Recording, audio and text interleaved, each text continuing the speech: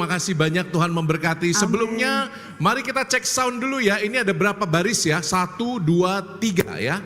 Baris pertama nanti kalau Romo panggil 1, Anda semua teriak haleluya gitu ya. Bisa? 1, haleluya. Tangannya tuh diangkat gitu loh. 1, ya 1 ini 2 deret itu ya. 2 deret yang dari samping deket jendela itu. Semuanya 1. Kata kuncinya apa? Deret kedua kata kuncinya puji Tuhan. Coba 2. Puji Tuhan. Ya diangkat tangannya itu loh. Aduh Tuhan Yesus. 2. Puji Tuhan. 1. Haleluya. Cuma segini suaranya kalah sama nomor 2. 1. Haleluya. 2. Masih keras ini loh suaranya. Ganas-ganas ini kelompok 2 ini. 1, 2. Yang 3, kelompok 3 ini sama ini kelompok 3 sama-sama jawabnya ya. Oke. Yang ketiga, 3. Gak usah angkat tangan, Nggak pas. Semakin mencucu, semakin mancung bibirnya, semakin bagus. Gitu ya. 1, 2, 3. Kenapa kita bilang ini? Ada ceritanya. You tahu ya ceritanya ya? Nah, kenapa kok namanya belum tahu? Dari Surabaya Timur tadi kita mau ke katedral. Kita itu tanya 3 orang. Orang pertama itu ditanya, ini benar jalan ke katedral HKY? Orang pertama jawabnya Orang kedua ditanya, ini benar jalan ke katedral? Oh enggak, orang kedua jawabnya betul, kayak Upin itu loh, betul. Orang ketiga sudah dekat ditanya, apakah ini jalan ke katedral? Ya, Anda benar. Lihat, 3 orang itu jawabannya positif semua, tapi yang pertama jawabnya apa? Orang kedua jawabnya apa? Betul. Orang ketiga, Anda benar. Terus kita tanya dong ke orang ketiga, Pak kok itu semua jawabannya betul, benar, tapi yang jawabannya lain-lain loh. Kenapa kok bisa begitu? Oh Romo, orang pertama yang jawab, itu cuman lulus SD Romo. Orang kedua yang jawab betul, itu lulus SMA. Terus yang ini Bapak sendiri yang jawab Anda benar. Oh kalau saya mah tata bahasanya tertata pastor. Jadi jawaban saya Anda benar. Kan saya lulusan S1 pastor. Kita tanya balik dong, berarti Bapak sarjana?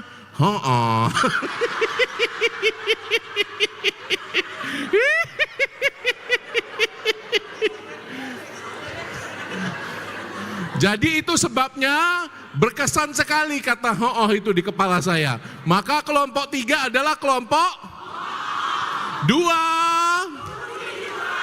3, 1, 3. Mereka mengamini puji Tuhan haleluya dengan kata SD kabeh SD. Jarak antara pikiran dengan hati itu jarak yang paling jauh, saudari-saudara. Kadang-kadang kita di pikiran itu tahu kok apa yang baik, apa yang benar, tahu ngerti do pinter-pinter kabeh. Betul. Semakin tinggi pendidikan semakin rambut memutih. Coba lihat rambut Anda. Semakin memutih. Tapi belum tentu apa yang diketahui di kepala itu selaras dengan apa yang dirasakan di dalam hati. Ada yang mengatakan jarak paling jauh itu bukan kutub utara ke kutub selatan. Jarak yang paling jauh adalah antara otak dengan hati. Kita tahu kok bahwa untuk masuk surga itu harus berjuang. harus geteh masuk surga itu, berjuang melakukan kebaikan, pergi ke gereja, rajin, tahu. Tapi dalam kenyataannya hati kita berbicara yang lain. Hati kita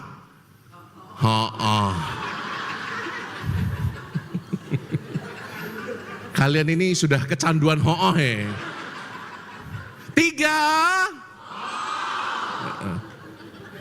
Jadi jarak paling jauh itu antara otak dengan hati. Ya toh? Kita berlomba-lomba untuk masuk surga, kita tahu bahwa jalannya itu berat dan sempit. Injil katakan tidak mudah masuk ke surga, jalannya itu sempit. Ya toh? Iya, makanya untuk orang-orang berbadan lebar harus banyak bertobat. Pintunya loh kecil. Dengar suster, dengar. Aduh, susternya tak godain. Itu sebabnya tema hari ini adalah tentang pemurnian.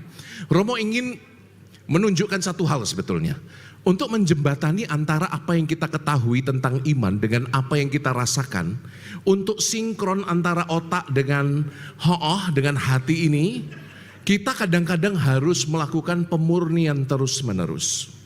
Supaya apa? Sinkron. Kalau nggak sinkron, konslet. Pernah lihat orang konslet? Pernah lihat orang konslet? Nah, iku iseng he. Konslet kabeh kuwi. Pernah lihat orang konslet? Saya pernah ke rumah sakit untuk gangguan kejiwaan itu. Melihat bagaimana orang-orang yang mengalami hidup begitu berat lalu menjadi depresi dan cuma bengong.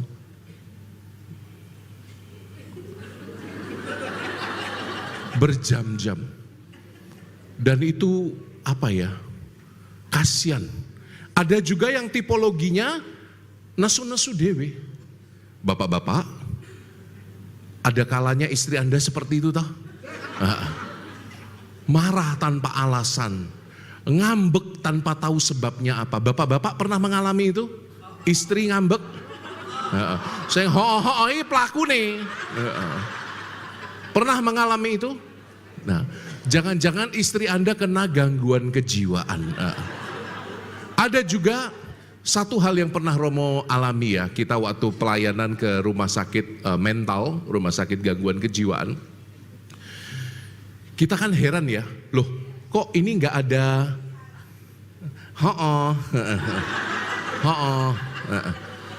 kok nggak ada bednya. Kita tanya, apa pemerintah itu begitu korup sampai rumah sakit jiwanya nggak ada bed? Kita tanya, kok nggak ada bednya?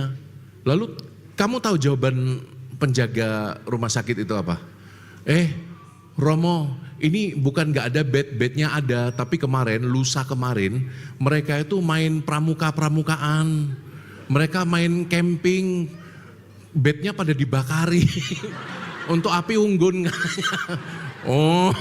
Waduh, gawat tuh. Orang yang mengalami gangguan kejiwaan itu seperti ada split antara apa yang dirasakan dengan apa yang diketahui. Hanya levelnya mungkin parah sampai butuh bantuan dari orang lain. Entah bentuknya terapi, entah bentuknya obat. Tapi seringkali keterpecahan antara apa yang kita ketahui dengan hati kita itu sebetulnya kita sadar kok. Cuman mungkin belum terlalu berat. Nah, maka Romo ingin mengatakan ini. Purification, dimurnikan dalam Kristus dalam hidup sehari-hari itu penting. Next. Jadi kita lihat ya, misalnya dalam perjanjian lama, kita mengenal konsep yang namanya orang Yahudi bilang taharah. Taharah itu kemurnian ritual. Jadi orang Yahudi itu paling ngeri kalau megang mayat misalnya, najis, megang babi najis, hewan yang berkuku belah najis. Ada begitu banyak aturan dalam hukum Taurat yang membuat mereka itu najis dan tidak sah untuk melakukan doa atau ritual kayak agama tetangga sebelah. Ya. Karena apa? Karena bagi mereka apa yang najis menghalangi saya untuk berjumpa dengan Allah. Apakah bisa dimengerti? Karena ibadahnya itu ada ritual-ritual itu. Ritual-ritual sehingga Misalnya Anda melihat, misalnya cerita tentang perempuan yang sakit pendarahan. Dia berusaha memegang jumbai jubah Yesus. Dari mana pegangnya? Hah? Dari depan, belakang, apa dari atas? Ya nggak mungkin dari atas, Yobi, caranya dari atas. Bagaimana cara pegang jubah Yesus? Apa yang dilakukan wanita pendarahan itu? Mengendap-ngendap dari, kenapa geraknya dari belakang? Takut? Kenapa takut ketahuan? Karena dia mengalami pendarahan, gitu loh. Ya darahnya tidak keluar dari hidung, keluar dari bagian kewanitaan, dan itu menurut hukum Yahudi najis. Apakah dimengerti? Itu sebabnya dia memegang ujung jubah Yesus. Mbok, kamu itu nggak usah ngerekam, fokus aja. Kalau mau merekam jadi videograferku. Orang usah ngerekam, nggak masuk surga nanti kamu. Dengarkan. Karena lebih penting mendengar daripada merekam. Yo, yang masih merekam ya, tolong ya. Nggak usah direkam, dengarkan, direnungkan. Oh, ini terus. Ya, nggak apa-apa ya. Oh, tak sewoti, nggak apa-apa, sekali-sekali. Jadi perempuan yang pendarahan itu merasa dirinya tidak pantas. Dia tidak mau Yesus itu ternoda olehnya. Karena memang kalau sudah menyentuh darah, mayat, penyakit, kusta misalnya, orang kusta. Ya toh? Di Injil dikatakan Yesus menghampiri dia. Yesus bertanya kepadanya, apa yang kau mau? Tuhan, kalau engkau mau, jadikanlah aku tahir. Aku mau, jadilah engkau sembuh. Dipegang loh orangnya. Jadi kita melihat bahwa dalam konsep kitab suci, terutama dalam perjanjian lama, apa yang dikondisikan oleh seseorang, terutama sakit fisik, terutama sesuatu yang di luar dirinya, itu bisa menyebabkan seseorang najis dan terhalang untuk berjumpa dengan Allah. Tapi kemudian Yesus menggeser fokus. Coba buka Injil Markus bab 7 ayat 15. Siapa cepat langsung bilang hore, ada hadiah untukmu. Siap. Langsung hore, berdiri, baca ayatnya. Markus bab 7 ayat 15. Bapak-bapak, ibu-ibu tidak bawa kitab suci? Anda tidak bawa kitab suci? HP suci bawa? Santo Samsung dibuka, Santo Samsungnya, dibuka kitab sucinya. Iya, hore. Apa coba baca yuk. Apapun dari luar yang masuk ke dalam seseorang tidak dapat menajiskannya, tetapi apa yang keluar dari seseorang itulah yang menajiskannya. Apa yang keluar dari seseorang itu yang menajiskannya. Yesus itu menggeser fokus dari kenajisan ritual menjadi kenajisan moral. Anda bisa lihat bedanya apa? Tuhan tadi kan mengkritik sebetulnya tradisi perjanjian lama, tradisi Taurat, yang anti pegang mayat, pegang daging babi, pegang orang pendarahan, pegang orang kusta. Yesus mengatakan bukan yang dari luar menajiskan kamu. Yang membuat najis itu yang dari dalam. Apa contohnya? Contohnya? Apa? Kata-kata contohnya. Itu yang paling sering. Siapa di sini yang pernah kata-katanya menyakitkan orang lain? Tinggi. Ini saya menuntut pengakuan dosa publik ini. Siapa yang kata-katanya pernah menyakitkan? Tinggi. Oh, saya sering menyakiti hati orang lain. Tante, coba berdiri tante. Wih, Miki Mote, mantap. Sini tante, tante Miki. Seimut tante, segentle tante, kok kata-katanya menyakitkan tuh tante? Apa ya? Ya pokoknya gitu ngomongnya.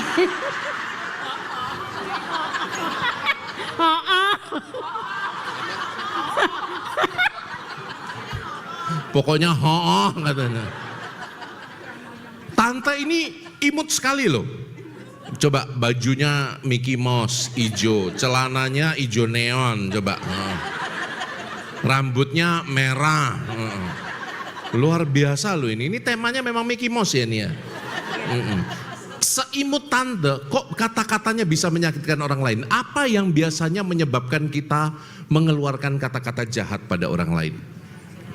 Enggak, pokoknya marah, enggak sesuai dengan apa yang saya lihat itu. Korbanmu biasanya siapa?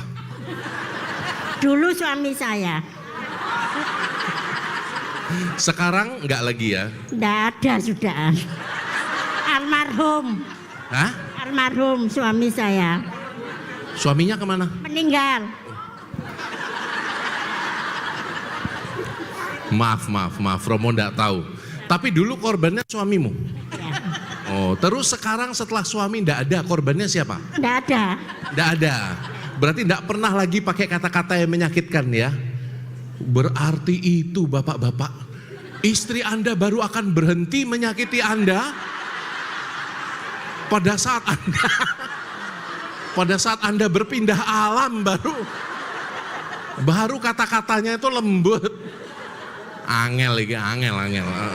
Yo, tante nanti dapat hadiah ya ke tempat Romo ya nanti ya. Tuhan berkati ya. Tante siapa namanya? Saya mau nikah. Tante Monica. Mau nikah lagi? Hah? Oh iya. Siap. Saya mau nikah katanya. Saya mau nikah. Jelas ya. Kadang-kadang yang keluar dari mulut kita malah tidak menguduskan kita. Coba Anda sadari, dosa lidah adalah dosa yang paling sering kita lakukan, sadar tidak sadar. Betul. Karena tiap orang pasti mengeluarkan perbendaharaan hatinya lewat kata-kata. Siapa yang merasa demikian? Pernah gosipin pasturmu enggak? Saya tak sembayang dulu. Jangan buru-buru dijawab. Engkau mengenal hati umatmu Tuhan. Barang siapa tidak jujur siang ini Tuhan, keraskan ee-nya 3 hari Tuhan. Wes tak sembayangke ya, wes tak sembayangke. Yang pernah gosipin pasturnya, pernah enggak? Suaranya lebih mantap sekarang itu. Setelah ada ancaman. Anda tahu ya itu ya, kisahnya itu ya. Ibu-ibu kalau sudah berkumpul, bapak-bapak kalau sudah berkumpul kadang-kadang ngerasani orang lain. Betul toh? Termasuk para pasturnya. Kamu tahu nggak sih itu Romo Koko semalam itu makan dengan beberapa keluarga Kristiani katanya. Orang pertama, orang kedua datang lagi. Kamu tahu nggak Romo Koko itu kemarin makan dengan satu keluarga Kristiani. Beberapa keluarga jadi satu keluarga. Orang ketiga datang, Romo Koko, kamu tahu nggak? Dia kemarin itu makan dengan ibu Kristiani. Kok sudah berubah pesannya? Orang keempat, kamu tahu nggak Romo Koko? Dia sudah makan ibu Kristiani.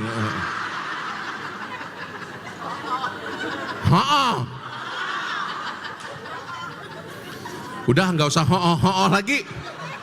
Bosen. 3.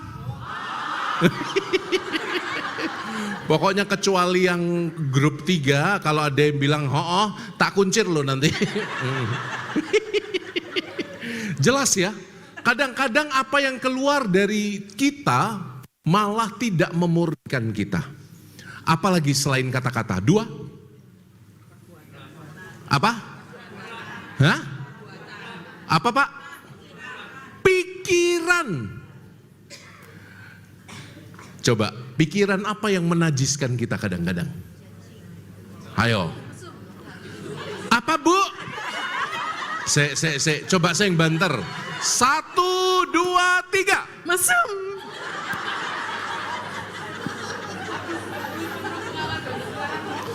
Luar biasa ya. Ibu dokter ini memang luar biasa, ibu dokter ini. Yana ya, you are not alone, nggak apa-apa. Saya juga sering mesum kok. Cuman dikendalikan. Pikiran-pikiran yang kotor di dalam hati kita, kadang-kadang bukan hanya berkaitan dengan pinggang ke bawah, tapi juga kadang-kadang misalnya pikiran yang sering kali datang itu berkaitan dengan dendam.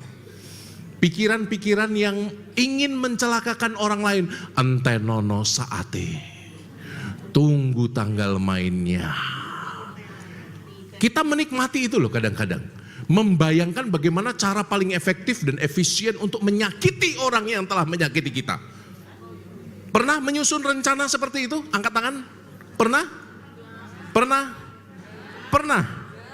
Enggak sekali Romo. Apalagi selain pikiran jahat, apalagi kata-kata pikiran jahat yang keluar, yang menajiskan kita. Halo, apalagi? Hah? Apa? Contohnya? Hah? Contohnya ada banyak sekali perbuatan. Jadi semua yang kita lakukan yang kadang-kadang keluar dari diri kita, itu justru yang tidak memurnikan kita, betul? Jadi apa yang mau saya katakan saudara? Jangan sering menyalahkan sesuatu yang ada di luar dirimu.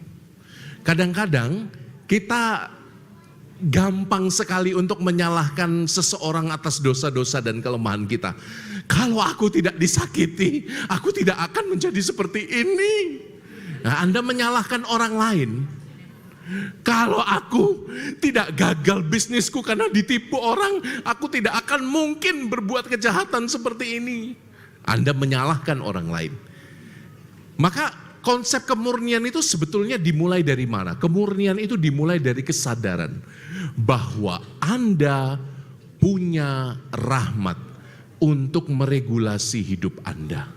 Anda punya rahmat untuk mengatur suasana hati Anda.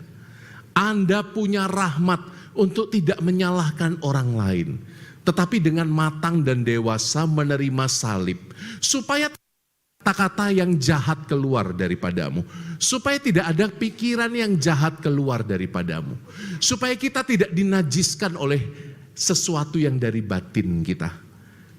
Maka untuk poin pertama ini penting bagi Romo dan bagi Anda. Anda harus pegang pundak teman Anda sekarang, goyang-goyangkan dia. Katakan padanya, Anda punya rahmat. Katakan. Untuk mengatur pikiranmu. Untuk mengatur hatimu. Digoyang-goyang. Romo belum lihat ini. Satu, dua, tiga. Jelas ya? Jadi jangan Anda dinajiskan oleh apa yang keluar dari dalam. Itu poin pertama Romo. Dan ini sangat amat penting karena Tuhan tekankan yang menajiskan Anda, yang membuat Anda tidak murni adalah apa yang keluar. Maka Anda berkuasa, Anda punya rahmat untuk mengatur emosi Anda. Jadi kalau Anda ingin marah misalnya, Anda ingin meledak, Anda mundur dulu 2 langkah. Katakan, Tuhan, bantu saya dengan rahmat-Mu supaya aku bisa mengatur emosimu. Tarik napas dalam. Yesus. Tarik napas ketiga. Papi. Podo wae ya toh, podo wae. Jadi harus bisa menguasai diri. Itu kata kunci untuk kemurnian. Jadi gini, para pastor, para suster, sumpahnya itu ada 3. 1, miskin, tidak terikat dengan harta dan barang. Boleh punya iPhone tapi tidak boleh terikat. Kalau diminta oleh saudaranya, berikan.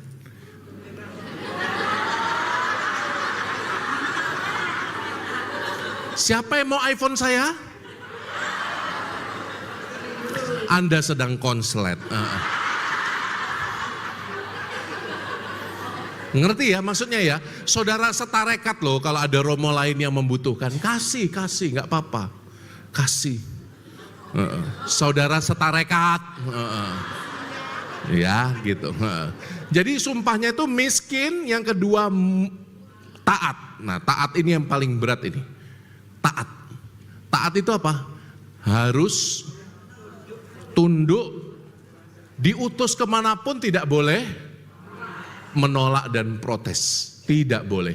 Bahkan kalau pimpinan saya suruh cemplung sumur, nyemplung, jawabnya. Itu taat. Yang ketiga, ini yang berat. Sumpah ketiga kami itu adalah sumpah apa, suster? Kemurnian.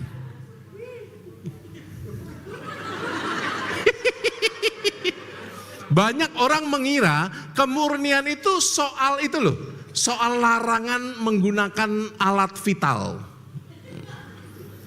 Jantung, paru-paru itu kan alat vital. Enggak lah ya, alat reproduksi. Katanya kemurnian itu hanya soal itu, soal urusan pinggang ke bawah. Anda salah. Kemurnian dalam kaul kami adalah soal pengendalian dan penguasaan diri. Betul? Banyak orang-orang yang hidupnya tidak menikah, sama kayak kita juga, tapi tidak bisa menguasai diri, tidak bisa mengendalikan dirinya. Akibatnya apa? Dia melanggar janji kemurnian. Itu loh. Kemurnian adalah soal pengendalian diri, penguasaan diri. Makanya Romo dari tadi ngomong, Anda punya rahmat untuk mengatur emosi Anda, untuk mengatur pikiran Anda. Yuk sekali lagi yuk, daripada Anda ngantuk, coba peluk yang kenceng. Peluk yang kencang dan katakan, Anda punya rahmat, you punya rahmat. Belakang, belakang, belakang, belakang, belakang. Peluk, peluk, peluk. You punya rahmat. Digoyang, digoyang, digoyang. Kendalikan dirimu, coba katakan. Kendalikan dirimu. Eleng.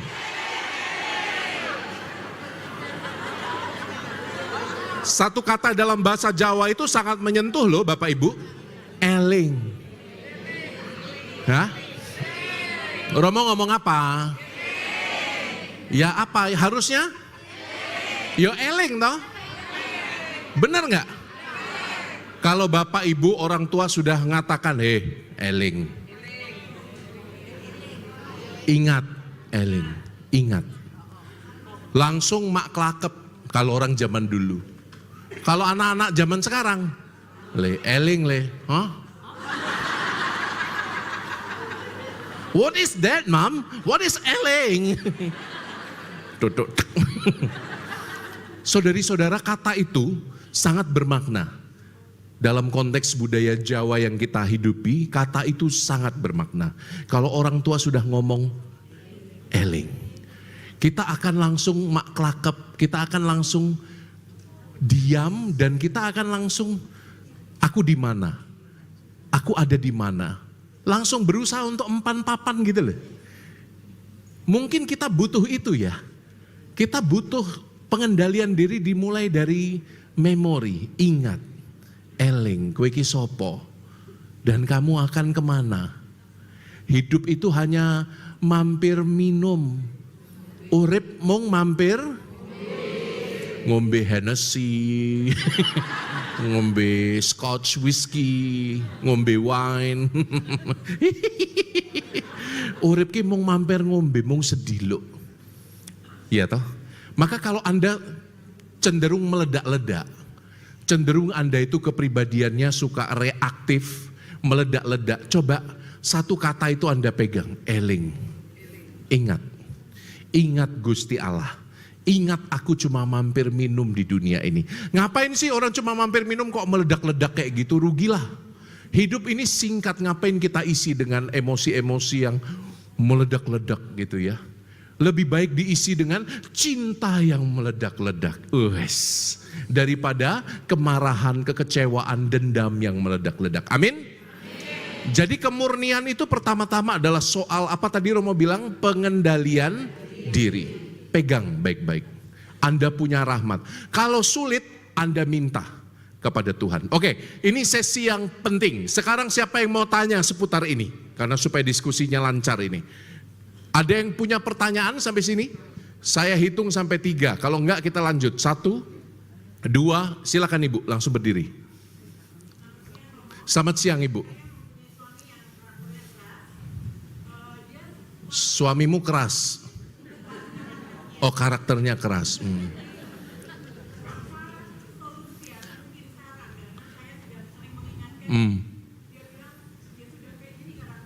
Iya.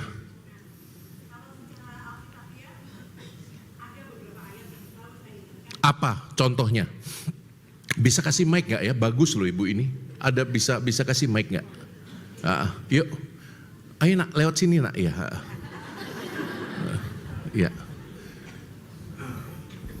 Secara Alkitabiah? Secara Alkitabiah saya selalu bilang bahwa kalau kamu, maksudnya saya selalu dia mengatakan seperti ini, Tuhan Yesus aja pernah marah, dia bilang. Kenapa aku nggak bisa? Kapan Tuhan Yesus marah? Waktu mengusir di Waktu? orang yang Oh berjuang. banyak, bukan cuma waktu itu doang. Oh, iya. Waktu Tuhan, ya bukan hanya waktu mengusir pedagang-pedagang itu Yesus marah nggak? Marah. Marah. Jangan jadikan rumah Bapakku tempat berjualan. Lalu kapan lagi dia marah? Hah? Waktu menegur Petrus. Tuhan, sekali-sekali kau nggak akan pernah menderita Tuhan. Jauh-jauhlah Tuhan, amit-amit Tuhan, kau tidak akan pernah menderita. Lalu Yesus menegur Petrus apa? Enyahlah iblis, dasar setan. Itu. Kapan lagi Tuhan Yesus marah? Saat dia mau makan buah ara, nggak ketemu pohonnya, nggak ketemu buahnya ditegur. Sesuai buahnya pohonnya mati. Nah, iya toh? Nah itu. Ada banyak kesempatan Yesus marah. Terus suami Anda menggunakan itu? Iya, salah satunya itu pedagang-pedagang yang diusir oleh Yesus. Nah, ini tadi saya ajak, dia nggak mau Romo. Karena saya dari Malang ke sini kan. Wih, tepuk tangan dong, luar biasa. Ya, saya tahunya Romo jadwalnya kan hari Senin. Nah, tadi pagi saya pulang itu, pokoknya dia intinya, udah kamu aja yang ikut gitu. Iya. Nah, dia tahu bahwa temanya akan seputar justru dia. itu. Dan dia tahu bahwa istrinya akan bertanya siang ini. Lalu yang jadi pertanyaan saya, apakah dibenarkan kalau setiap kali kita diskusi tentang sifat yang kurang baik itu pengendalian diri, saya selalu mengingatkan, kenapa kok kuasailah dirimu itu ditempatkan di kalau salah satu buah roh. Buah roh. Kenapa kok itu yang selalu ditekankan? Karena salah satunya yaitu manusia itu sulit sekali untuk bisa mengendalikan diri itu. Betul Ibu. Jadi apa tipsnya supaya bisa merubah suamimu? justru itu yang saya mau tanyakan, Romo. Itu pertanyaannya toh. Bagaimana caraku bisa mengubah suamiku yang keras hati itu? Selain mendoakan maksud Selain saya. mendoakan? Ndak iso Bu. Maaf yo. Romo, duduk aja kalau gitu. Angel. Susah. Bapak-bapak, Anda mau diubah oleh istri Anda?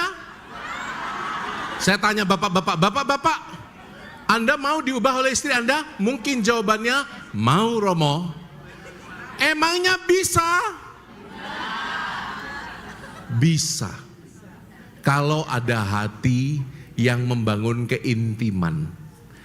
Banyak yang sharing pada Romo ya, dalam konseling-konseling, suaminya keras betul. Hatinya keras, kata-katanya keras. Karena bapak-bapak apalagi cenderung logis ya. Jadi semua itu mau dianalisa dengan logika. Tapi kan perasaan wanita tidak begitu. Wanita tidak ingin dianalisa. Wanita ingin dimengerti, dipeluk, dicium. Kita tidak ingin dianalisa, kata ibu-ibu. Betul toh? Benar nggak? Kalau wanita itu curhat, dia tidak untuk cari solusi, enggak. Kadang-kadang hanya ingin didengarkan saja dan itu udah cukup gitu loh. Cuman bapak-bapak lalu menganalisanya. Analisanya salah pula. Dan bapak-bapak merasa dirinya paling benar, betul? Lalu di situ clash mulai terjadi. Padahal kalau bapak-bapak diam mendengarkan, ya mendoakan, Tuhan tutup bungkus istriku Tuhan, tutup mulutnya Tuhan. misalnya. Mungkin perkaranya nggak akan jadi terlalu rumit gitu loh. Tapi karena bapak-bapak ingin menganalisa segala sesuatu dari sisi logika, jadi pembicaranya jadi makin ruwet. Romo mengatakan tidak bisa karena apa? Karena harus ada kesempatan untuk membangun intimitas. Dan intimitas itu dilatih dari hal-hal kecil, Ibu. Dan tidak bisa karena ada seninya untuk menerima kelemahan suami, sebagaimana suami juga berusaha menerima kelemahan istri. Jadi pola komunikasi yang mungkin perlu ditingkatkan, pola intimasi yang mungkin perlu ditingkatkan, supaya hati yang keras itu pelan-pelan berubah menjadi pengertian. Ada kalanya nanti suami-suami bertambah usia, dia akan bertambah bijaksana. Ada kalanya. Kadang-kadang Anda harus bersabar bersama waktu. Ya. Tetaplah mendoakan. Jangan bilang mendoakan itu nggak bisa mengubahnya. Bisa, Ibu. Doa itu bisa mengubah realitas. Apalagi kalau Anda doanya keras-keras, Tuhan ubahlah suamiku Tuhan. Sebelum dia kau panggil gitu. Tuhan, ubah hidupnya. Nah, sebelum kau cabut nyawanya Tuhan. Nah, kalau kamu doanya kenceng-kenceng tiap pagi gitu, dia mikir juga.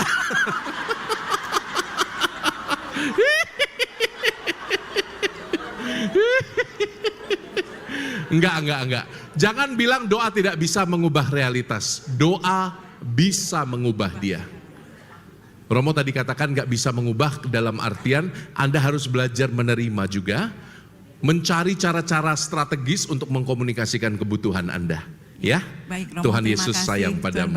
Ada pertanyaan satu lagi seputar ini, pengendalian diri. 1, 2, pengendalian diri ya, temanya pengendalian diri dan kemurnian. Ada yang mau tanya? Siapa? Wow, baju pink. Wah, ini pinknya Pak Ahmad Saroni ini. Ayo berdiri dulu. Ya.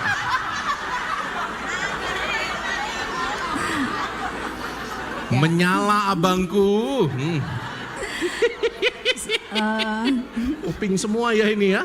Oh iya, Ibu siapa namanya? Saya Chandra, Pak. Ibu Chandra, saya Pak Albertus.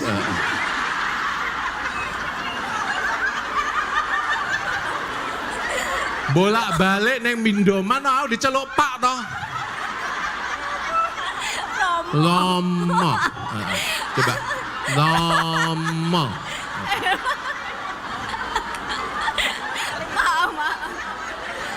Kita jadi biarawan, biarawati, susah-susah belajarnya sampai rambut ubanan, sampai nggak kawin, sampai ngampet-ngampet dipanggil Pak.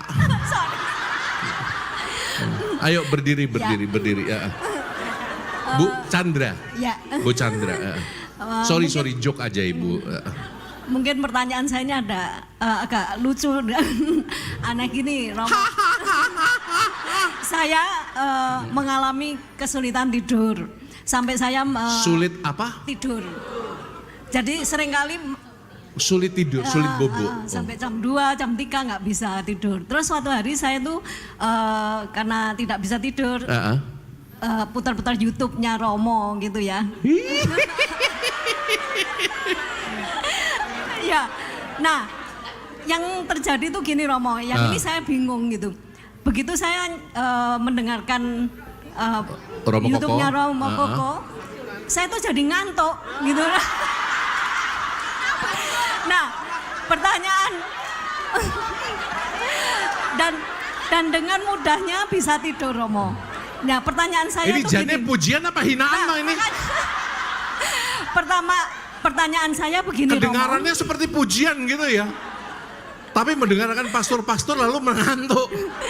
Nah, pertanyaan saya, pertanyaannya, saya tuh sebetulnya bingung. Yang bekerja ini adalah Tuhan karena saya merasa mendapat ketenangan, atau yang kedua justru ini setan yang nggak senang saya mendengarkan Romo, atau yang ketiga setan yang nggak senang sama saya lalu menjadikan Anda ngantuk gitu ya. Terus yang ketiga, apakah saya nggak bisa mengendalikan diri? Iya. Ya itu Pak, itu Romo.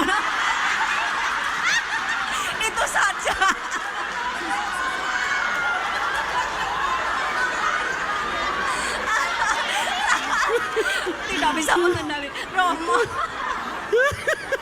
Maaf saya grogi.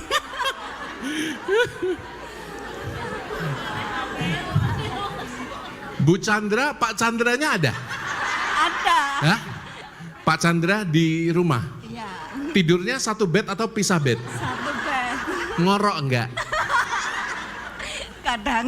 Kadang ngorok. Ah, mungkin bukan karena itu Anda sulit tidur? Bukan. Bukan, ngoroknya udah biasa. Iya. Ngopo yo sulit tidur? Saya diundang jauh-jauh dari Palembang untuk menganalisa orang susah tidur.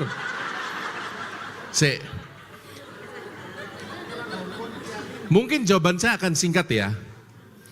Ini bukan perkara Tuhan atau setan yang bekerja. Yang penting Anda bisa tidur. Kalau itu pun dengan mendengarkan para pastor yang homilinya membosankan seperti saya, itu berkat dan rahmat. Salah satu cirinya orang penuh dengan kuasa Roh Kudus, dia merasakan damai sejahtera yang tidak tergantikan.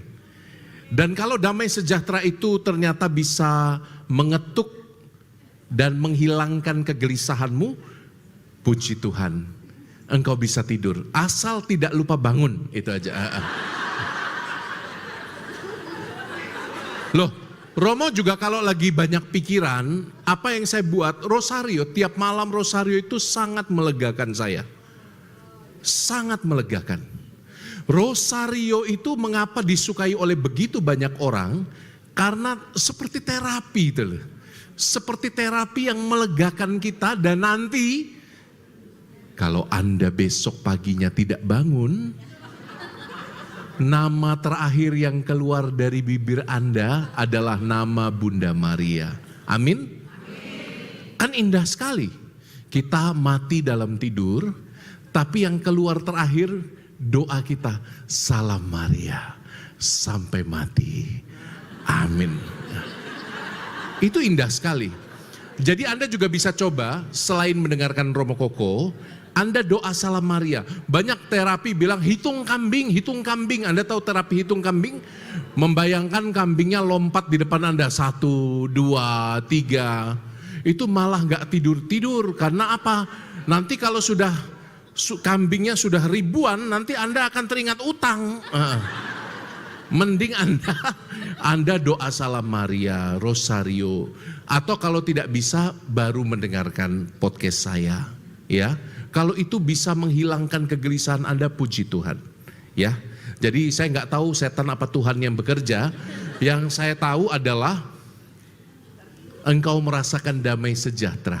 Ya, mungkin karena suamimu mungkin kurang berkata-kata baik kepadamu sehingga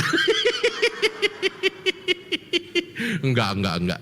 Jelas ya Ibu ya? Oke, kita lanjutkan dulu materinya. Slide kedua.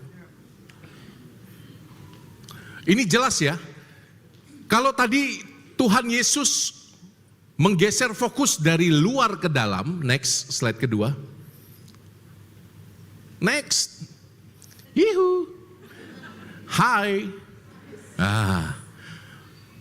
Maka Tuhan Yesus juga berbicara tadi, kita udah singgung poin ini ya. Kita sudah singgung bahwa ternyata kemurnian itu juga pertama-tama soal moral, soal pilihan etis.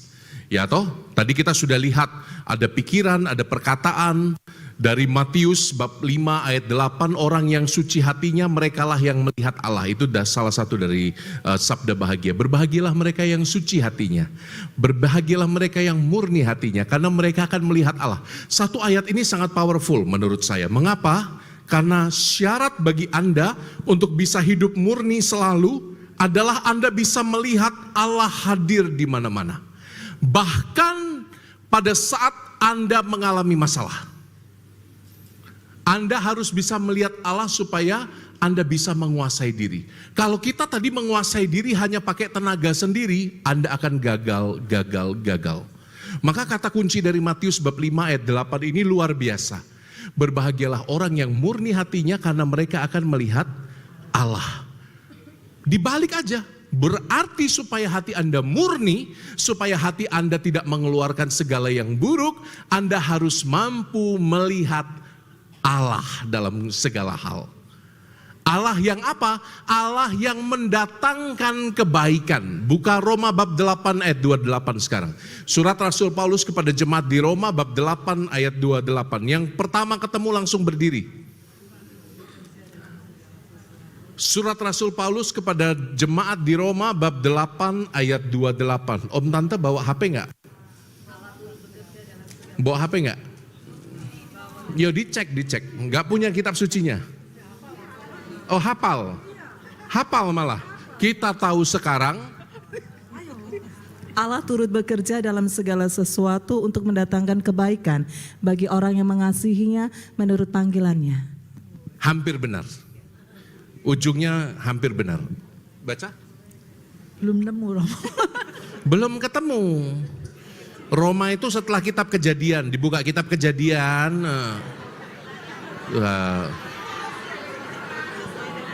Operatornya gitu loh. Romo pengennya supaya umat itu mencari, supaya enggak ya wes yuk kita baca 1, 2, 3. Kita tahu sekarang. Sebentar, Anda kurang semangat. 1, 2, 3.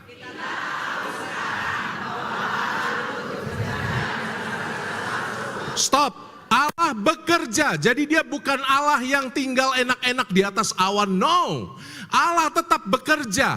Itu sebabnya kita mampu melihat Allah juga di dalam pekerjaan kita. Di dalam hidup kita, kita mampu melihat Allah yang bekerja. Dia bukan Allah yang tinggal ongkang-ongkang kaki. Dia Allah yang aktif. Sejak awal dia menciptakan manusia, menyelamatkan, memilih bangsa Israel, membelah Laut Merah, datang sebagai tiang awan, tiang api. Dia turun ke dunia dalam diri Yesus Kristus. Dia memberi dirinya, ambil dan makanlah. Inilah pizzaku. Inilah tubuhku. Aku ngeleh. Ambil dan makanlah. Inilah tubuhku. Ambil dan minumlah.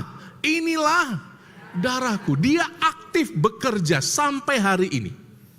Apalagi Tuhan katakan apa? Aku akan menyertai engkau sampai akhir zaman. Jadi dia bukan Allah yang suka diam. Dia Allah yang bergerak juga di dalam hidup Anda. Amin. 1, 3, 2, 3.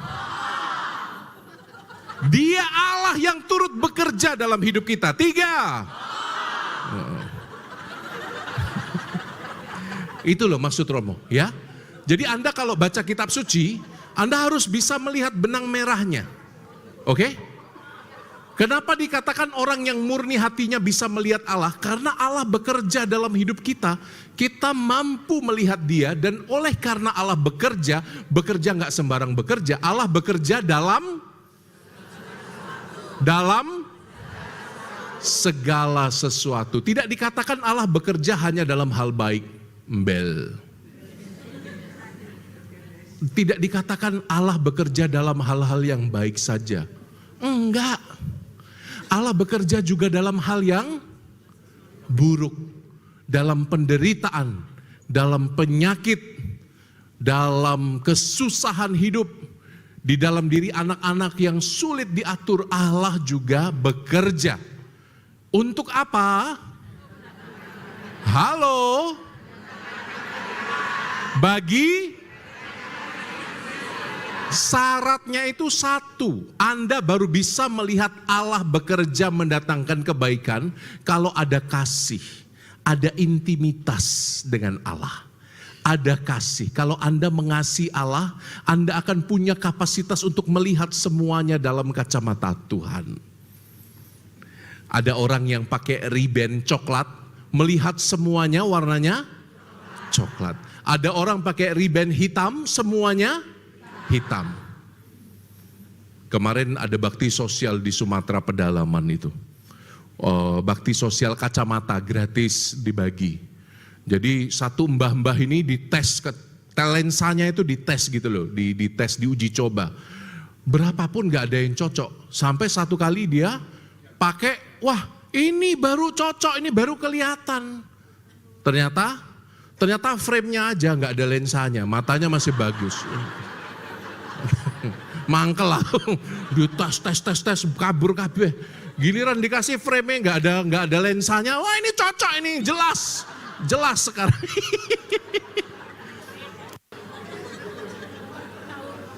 Tahu maksudnya? Kalau Anda pakai kacamata kasih Allah, yang Anda lihat semuanya kasih dan kebaikan. Amin. Maka untuk poin kedua ini, kalau Anda ingin murni hatinya, yang Anda lihat hanya yang baik. Nah sekarang tugas Anda lihat mata teman Anda di sebelah kanan kiri. Anda omong apa? Matamu wape. Nah, coba yuk. 1, 2, 3. Matamu wape. Ini loh, yang membedakan orang yang murni hatinya, yang membedakan orang yang bisa mengendalikan dirinya dengan yang tidak, matanya. Apakah mata batinnya hanya memilih yang baik untuk dilihat?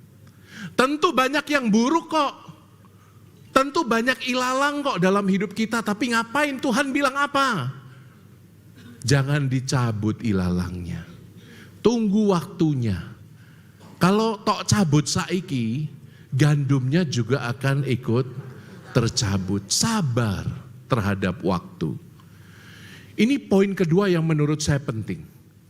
Orang yang mau mengendalikan dirinya harus bisa melihat gandum. Melihat Allah yang bekerja dalam semua peristiwa.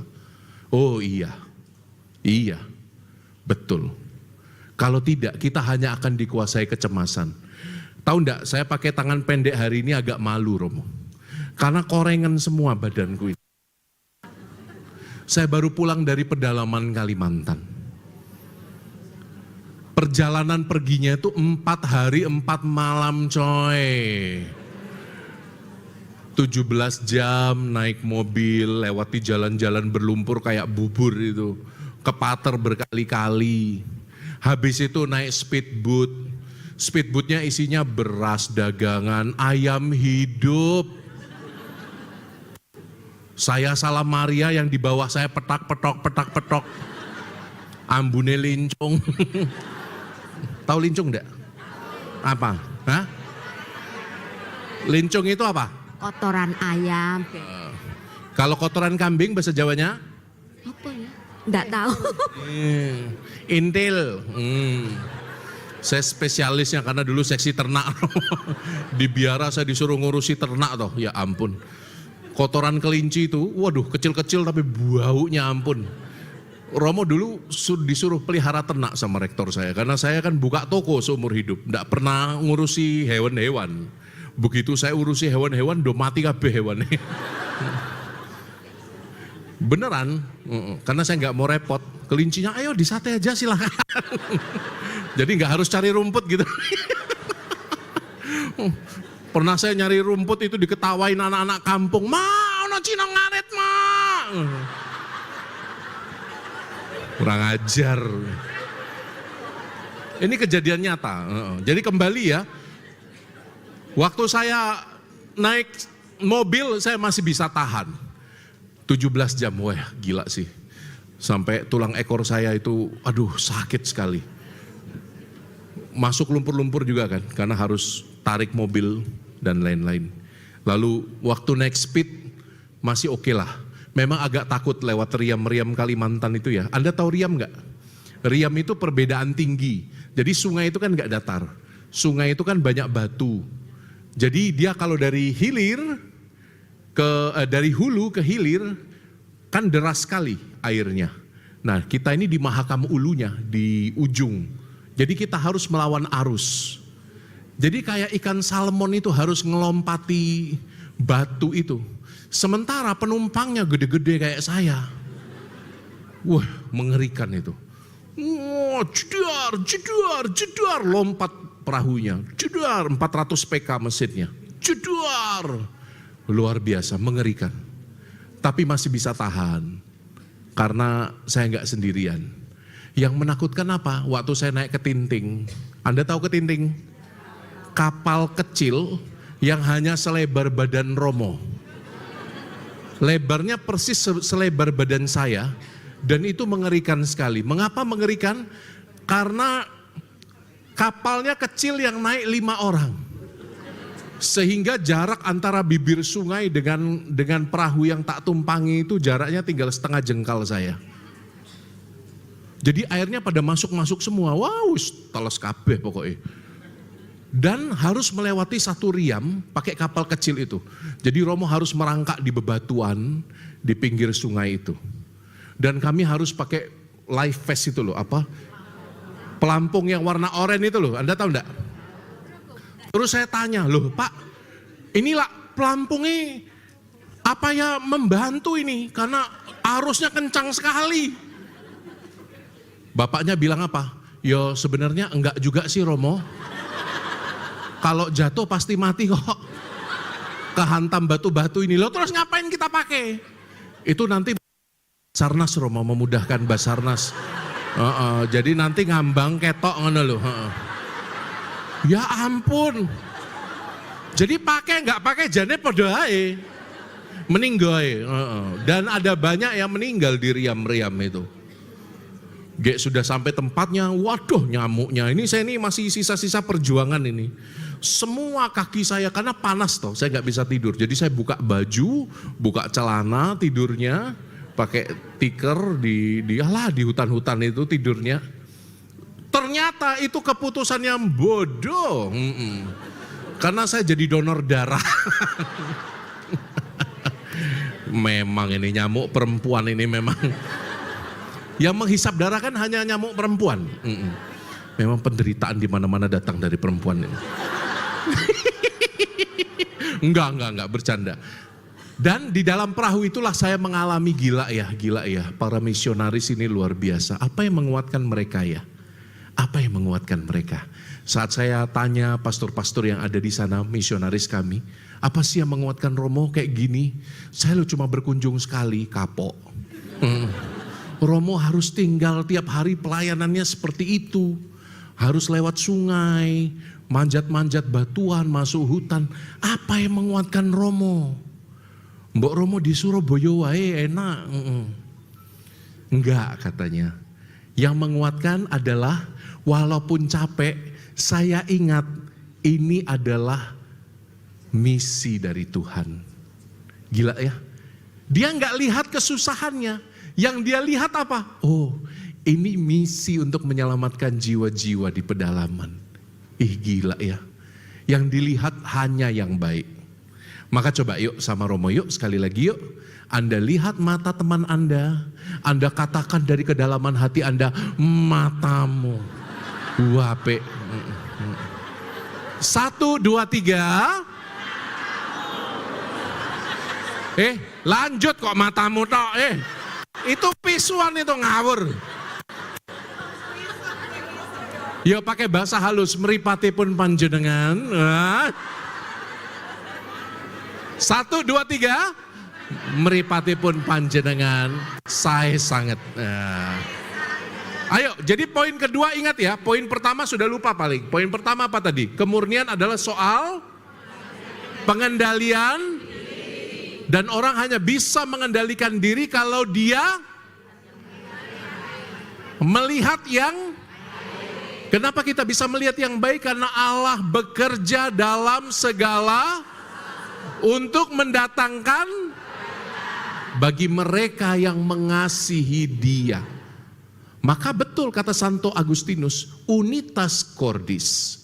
Kesatuan hati dengan Allah itu penting.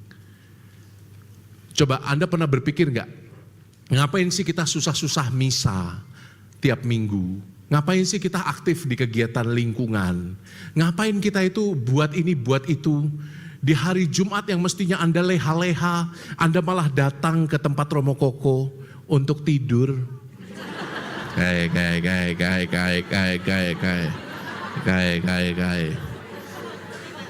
Pinky Ahmad Sahroni. Ngapain sih? Bos nggak popo, sebut merek. Kenapa apa yang kita buat capek-capek mengusahakan iman supaya bertumbuh? Ngapain kita mendidik anak itu dalam iman Tujuannya satu, supaya ada kesatuan hati dengan Tuhan, sehingga ketika hidup itu terasa seperti lemon yang asam, engkau bisa mengubahnya menjadi lemon kok jadi anggur gitu loh, ya ora masuk, ora cocok. Lemon tea yang manis rasanya. Jelas nggak? Itu sebabnya drama Korea itu sangat terkenal itu karena itu, When Life Gives You Tangerine itu loh. Anda tahu ya? Ada yang nonton drama Korea ini nggak? Hah?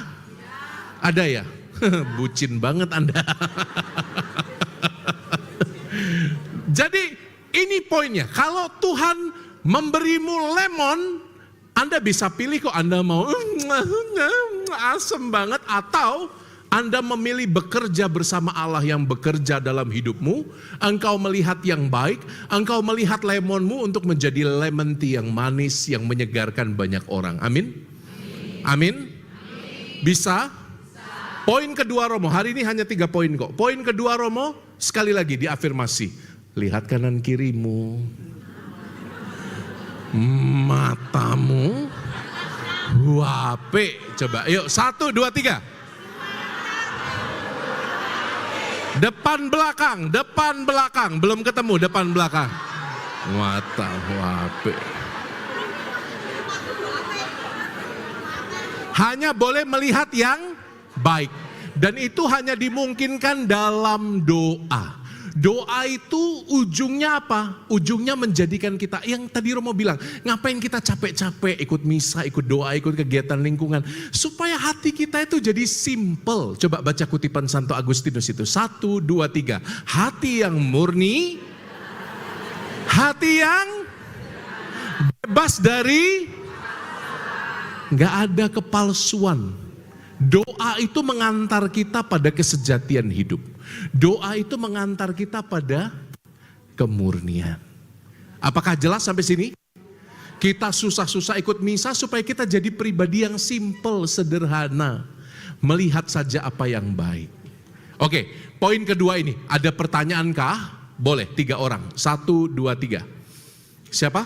Angkat tangan. Kita ada souvenir ya. Ada.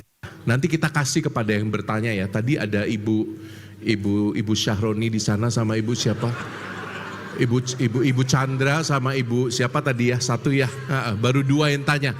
Siapa yang mau tanya? Angkat tangan. Apakah ada bapak-bapak yang mau bertanya? Dari tadi ibu-ibu, bapak-bapak dulu. Ada yang mau tanya bapak-bapak? Ya silakan Pak, silakan. Oh mau kemana? Toilet. Giliran kontakon, lu toilet. Pas banget momennya. Ayo, siapa? Ya, ibu yang di sana lalu nona yang di sini. Silakan, ibu yang pakai baju merah. Ada minum nggak ya? Izin ya. Silakan ibu. Terima kasih Romo, nama saya Mahda. Ibunda? Mahda. Hah? Oh Ibu Magda, iya maaf Ibu, Romomu budek sebelah. Gak apa-apa Romo. Saya kehilangan sebelah, Anda kan tahu. Ibu harus besar ya suaranya, apakah boleh buka masker? Saya batuk Romo. Oh batuk ya, Iya. dipakai aja, ditambahin lagi maskernya 2. Sesuatu acara Romo nih, nanti sakit. Silakan Bu Magda, pertanyaannya. Pertanyaan saya, apakah yang saya lakukan ini nanti bisa dikatakan pengendalian diri Romo? Jadi begini, saya punya satu lingkungan pertemanan. Nah, saya merasakan bahwa satu orang ini buat saya toksik. Jadi yang suka. Buat saya apa? Toksik. Iya. Yang suka membicarakan orang lain. Lama-lama saya ini tidak nyaman. Siapa yang punya teman kayak gitu di lingkarannya? Angkat tangan. Ada enggak? Yang dibahas itu masalah terus. Mending Betul, masalahnya, masalah orang lain yang dibahas. Betul. Terus. Nah, lama-lama saya merasa kurang nyaman, sehingga saya mengambil keputusan bahwa saya akan mengurangi perjumpaan dengan dia sebanyak mungkin. Jadi kalau tidak sangat terpaksa saya tidak bertemu. Iya. Apakah itu termasuk pengendalian diri, Romo? Terima Aduh kasih. Tante, baik sekali Tante. Engkau tidak jauh dari kerajaan Allah Tante. Makasih ya Tante ya. Seorang yang memberi muridku secangkir air tidak akan kehilangan upahnya. Itu sabda Tuhan kan? Nanti kolektanya banyak ya. Untuk suster, kita mau bangun sekolah soalnya. Kembali ke pertanyaanmu. Mengenal batas adalah salah satu tanda orang rendah hati. Mengenal batas. Contoh, kalau dengan postur seperti ini, dengan bobot seperti ini, nah, kira-kira Romo bisa nggak olahraga maraton besok? Bisa, habis itu ICU ya toh. Dengan bobot badan seperti ini, Romo bisa berenang menyeberangi Selat Sunda nggak? Halo? Bisa nggak? Gilimanuk Tanjung mana? Nah. Gilimanuk ke Tapang, Romo berenang bisa nyebrang nggak? Hah? Meremehkan. Ya nggak bisa. Mengenali batas adalah salah satu bentuk kerendahan hati. Kemarin ya, ini baru-baru aja. Baru-baru aja itu ada pastor yang badannya six pack itu ya, dia rajin merawat badannya itu. Ayo temani saya nge-gym. Makanan apa nge-gym itu? Tapi saya temani dia. Saya coba latihan juga. Tapi rupanya saya tidak mengenali batas. Romo terlalu ambisius. Angkat yang beratnya itu melebihi proporsi saya. Akibatnya apa? Hernia. Saya dioperasi seminggu kemudian. Aduh. Coba, karena tidak mengenali batas. Kalau memang Anda tahu batas damai sukacita Anda segitu, dan Anda mengkomunikasikannya kepada 1-2 orang yang lebih dewasa dari Anda, dan Anda mendapat afirmasi, oke. Jadi jangan diputuskan sendiri, aku akan menjauh. Anda harus tanya dulu, apakah ini egoku, atau ini saya memang menjaga kedamaian hatiku. Orang lain akan membantu Anda untuk mengenal. Kalau orang lain mengenal, oke, kamu kayaknya memang perlu menjaga jarak dalam hal tertentu. Ya ambillah jarak, nggak apa-apa. Tapi nanti kembali untuk berusaha mengasihi dia. Melelahkan mencintai orang itu melelahkan. Apalagi kalau orangnya nggak layak untuk dicintai. Kayak suamimu. Melelahkan. Melelahkan. Tapi tidak berarti kalau kita menjaga jarak lalu kita selamanya putus. Lo gue enggak. Prinsip Kristiani adalah prinsip cinta kasih. Boleh menjaga batasmu, tapi tetap menjaga hubungan baik. Boleh membatasi komunikasimu, tapi tetap tulus mengasihi, mendoakan. Kalau Anda tidak bisa berjumpa, minimal ketika Anda berdoa, Anda tidak membenci. Cara ngetes paling bagus, Anda mengetahui itu benci atau sekedar menjaga jarak, adalah Anda doakan orang yang tidak Anda suka itu. Susah nggak? Kalau semakin susah Anda mendoakan dia, tandanya Anda sudah membenci. Coba aja, siapa yang Anda benci? Coba doakan mertuamu, susah nggak? Nah. Kalau susah, jangan-jangan itu bibit kebencian yang datang dari ego. Betul loh itu. Semakin Anda mengasihi dengan tulus, Anda nggak bisa membenci loh. Bener. Romo ini dikecewakan oleh banyak orang. Dikecewakan oleh banyak orang, terutama saudara setarekat sendiri. Saudara sekongregasi sendiri yang mengecewakan saya. Tapi pada saat saya mendoakan mereka, tidak ada rasa benci. Salam Maria sampai mati. Amin. Salam Maria sampai mati. Enggak ada rasa benci. Enggak ada. Enggak ada. Dites ya, Anda doanya masih menyimpan benci atau apa enggak? Kalau itu masih ada, berarti Anda harus terapi. Anda harus minta bantuan, konseling pada orang yang lebih dewasa secara iman.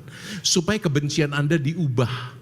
Kebencian menjadi pengampunan. Pengampunan menjadi penerimaan. Dan Anda tidak terlalu antipati terhadap orang tersebut. Oke ya? Itu semangat Kristiani yang benar. Menjaga jarak boleh, tapi pada waktunya Anda harus kembali mengasihi dan mencintai. Berat ya? Berat ya? Lebih baik elu gue. Itu enggak Kristiani, ibu-ibu. Tidak Kristiani. Yang Kristiani adalah kalau engkau ditampar pipi kananmu. Iya. Bapak-bapak, itulah kunci menyenangkan istri, bapak-bapak. Kalau engkau ditampar pipi kananmu oleh istrimu, kunci menyenangkan istri. Kalau engkau ditarik dompetmu dari saku kananmu,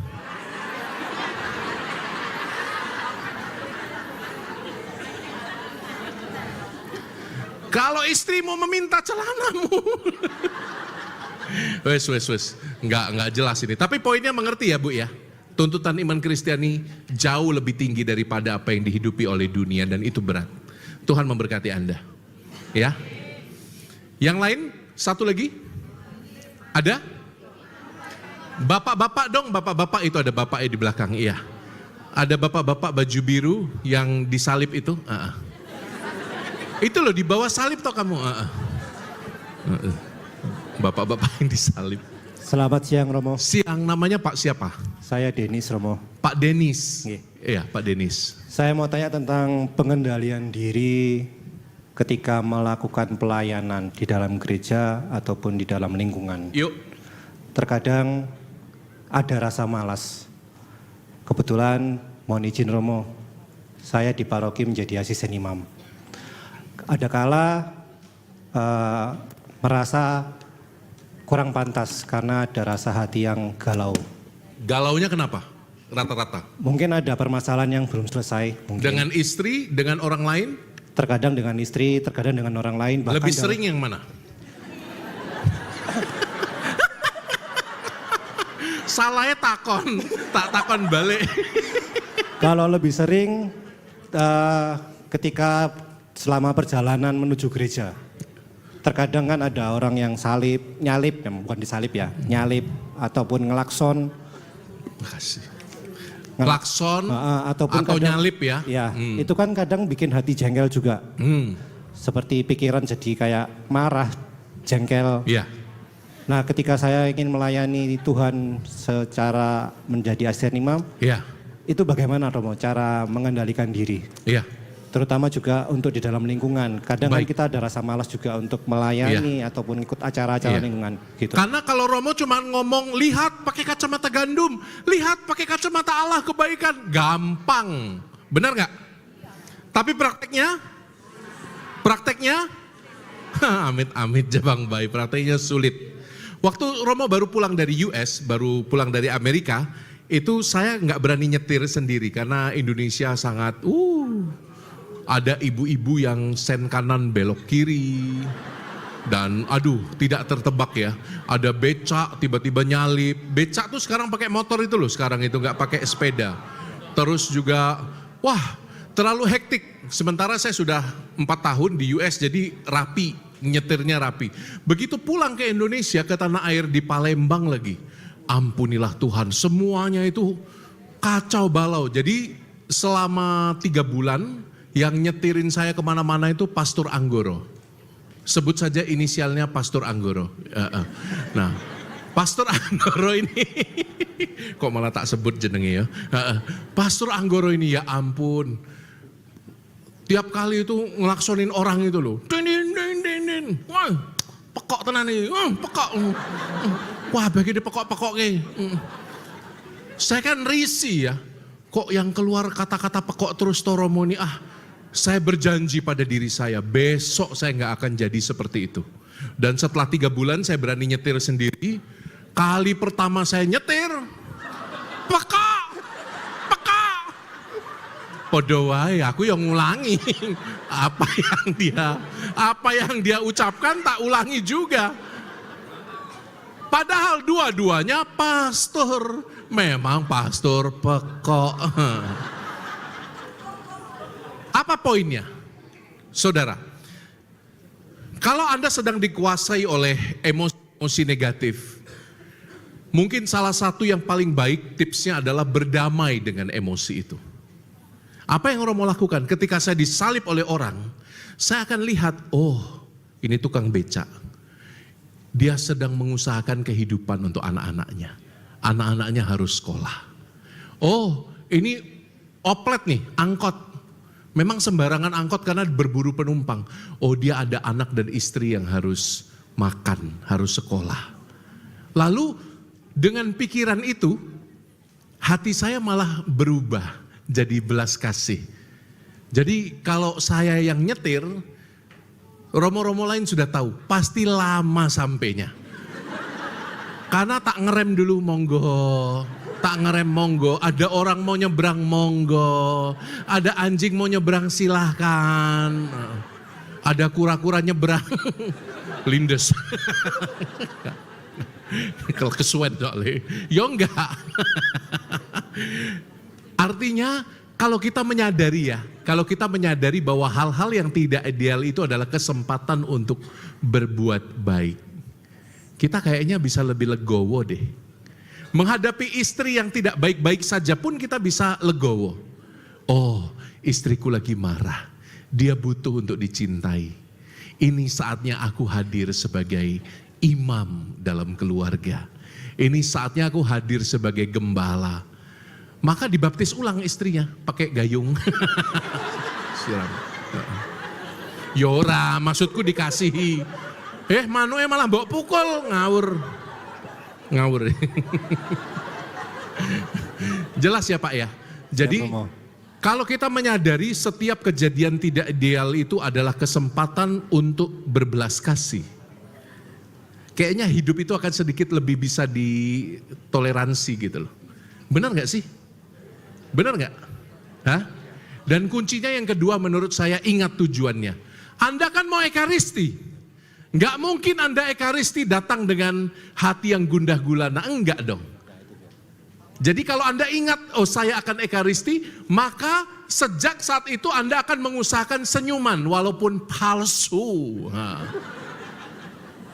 Karena ini ada trik psikologinya, fake it until you make it. Jadi orang itu kalau mengusahakan senyum, dia nggak akan bisa marah loh. Tes, nggak percaya, coba. Kalau Anda sedang menghadapi anak yang menjengkelkan hatimu, Anda coba senyum. Sudah? Ya nggak gitu senyumnya. Anda senyum beneran gitu, senyum tulus. Nanti lama-lama amarahnya akan hilang sendiri. Jadi Romo beberapa kali ya berhadapan dengan karyawati yang di pastoran mungkin agak aneh ya, tidak sesuai standar Romo. Ya saya cuma senyum, berusaha untuk senyum, meledak. Ya sudah ya, ya namanya juga manusia tempatnya salah. Tidak harus kok bawahanku itu sempurna semuanya. Wong aku dewe ra sempurna. Kalau aku sempurna pasti aku ngerokoknya sempurna. Nah karena saya nggak ngerokok, logikanya ya nggak masuk. Aku sendiri tidak sempurna. Ya, jadi kalau Anda menghadapi ketidaksempurnaan orang lain, coba untuk palsukan senyum Anda sampai terasa baik. Menyadari aku tidak sempurna. Yuk coba lihat orang lain yuk, lihat kanan kirimu. Katakan kamu nggak sempurna loh. Ingat kamu nggak sempurna. Katakan. Kamu nggak sempurna.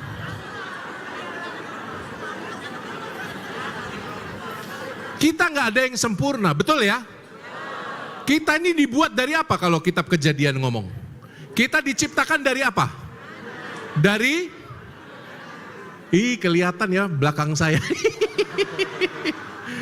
Kita diciptakan dari debu dan tanah, diberi nafas. Namanya tanah, bisa apa kita? Kita nggak sempurna kok. Kalau yang istri suka ngomel-ngomel itu katanya dari tanah longsor katanya. Katanya. Katanya.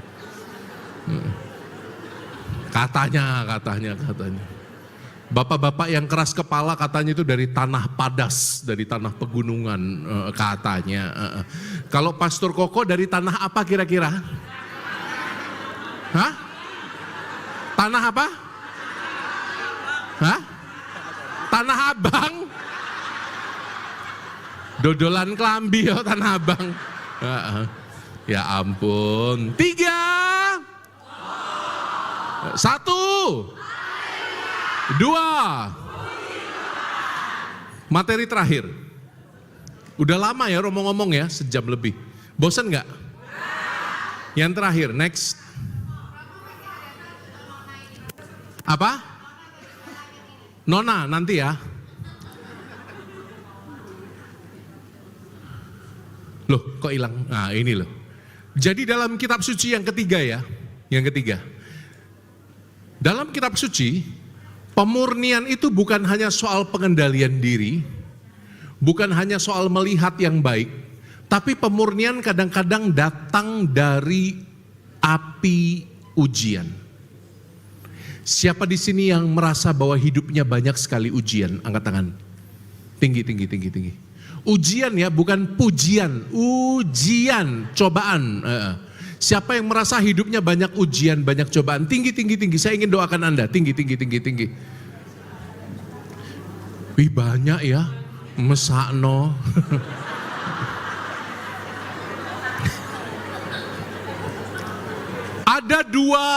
Ada dua metafor dalam kitab suci yang dipakai untuk sarana memurnikan. Yang pertama itu metafor api. Api. Anda lihat lidah-lidah api turun di atas kepala para murid pada hari raya Pentakosta. Itu sebabnya selain Santo Yohanes, rata-rata para rasul itu digambarkan botak. Digambarkan suci, kudus. Enggak. Karena katanya lidah apinya membakar rambutnya katanya. Oh. Ibu ini loh bilang botak, gundul bu, bukan botak. Jadi api itu adalah metafor untuk pemurnian. Kalau dalam kitab suci berkali-kali dikatakan, misalnya di 1 Petrus 1 ayat 7, coba dibuka 1 Petrus bab 1 ayat 7. Surat pertama Rasul Petrus bab 1 ayat 7, sudah ketemu? Yang sudah ketemu hore? Hore? Ya, mana? Ya, baca. Berdiri.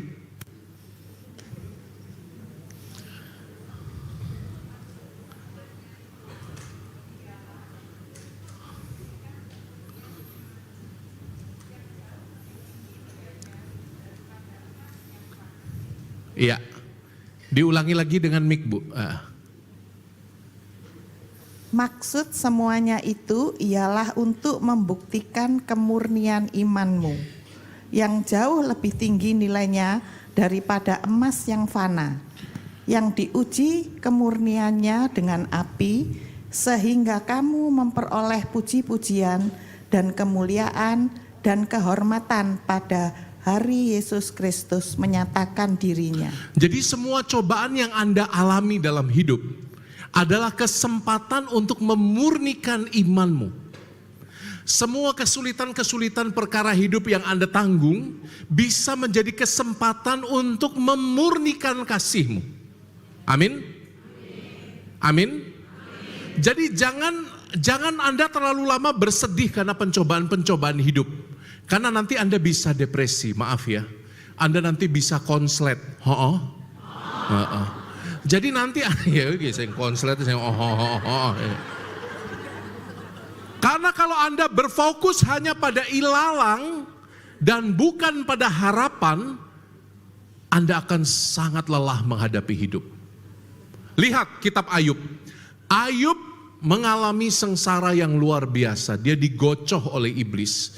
Dia dihajar habis-habisan oleh iblis, ya toh? Supaya apa? Supaya imannya diuji. Ya. Nah, nanti kalau Anda baca Ayub bab 36, 37, 38, wah itu indah sekali. Pada satu titik di ujung kitab Ayub, Ayub itu stres sudah nggak bisa menanggung segalanya. Lalu dia bilang apa? Tuhan, lebih baik hari lahirku dikutuk.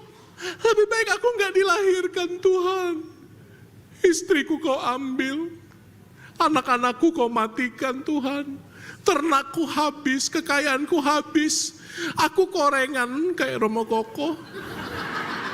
Tuhan, dia kan kena penyakit yang luar biasa toh. Sampai dia duduk di atas abu, dia menangisi dirinya. Tuhan, mengapa kau harus menanggung ini? Lihat, apa jawaban Tuhan di ujung kitab Ayub? Tuhan bersabda kepada firman-Nya kepada temannya Ayub di ujung ya, mulai bab 38, 39, Anda baca nanti. Hambaku Ayub adalah orang yang dibenarkan. Gila, kalau kita pakai akal sehat, ini orang udah ngoceh-ngoceh sama Tuhan, gak karu-karuan. Dia bahkan sudah borderline itu untuk meragukan kasih Tuhan. Tapi kok Tuhan menghitung itu sebagai kebenaran. Anda pernah mikir gak kenapa Ayub kok tetap dibenarkan oleh Allah? Karena setia dan taat dan dia itu semua ocehannya adalah doa. Ditujukan kepada Tuhan. Dan kalau orang mau kuat dalam pencobaan, jangan ngoceh ke tetangga. Jangan ngoceh ke suami. Jangan ngoceh ke istrimu. Ngoceh ke mana? Ke Tuhan. Karena Tuhan akan menghitungkan itu sebagai kebenaranmu. Amin. Amin. 1, 2,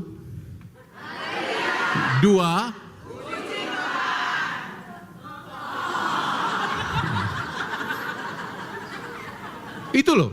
Ini poin ketiga ini penting. Kalau Anda mengalami pencobaan-pencobaan, anggap itu sebagai sarana untuk memurnikan imanmu. Amin.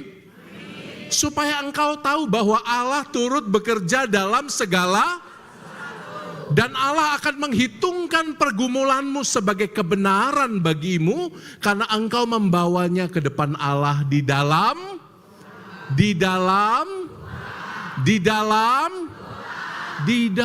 doa engkau akan dibenarkan. Kalau engkau berkeluh kesah kepada tetangga, kira-kira dapat solusi enggak? Kalau Anda berkeluh kesah kepada suami tercinta, ada solusi enggak? Ada. Ibu-ibu ini sudah apatis sama suaminya ya? Ada, cuman nggak tahu lengkap apa enggak solusinya. Karena manusia sekuat apa sih? Manusia sepintar apa sih? Bisa menyelesaikan perkara Anda?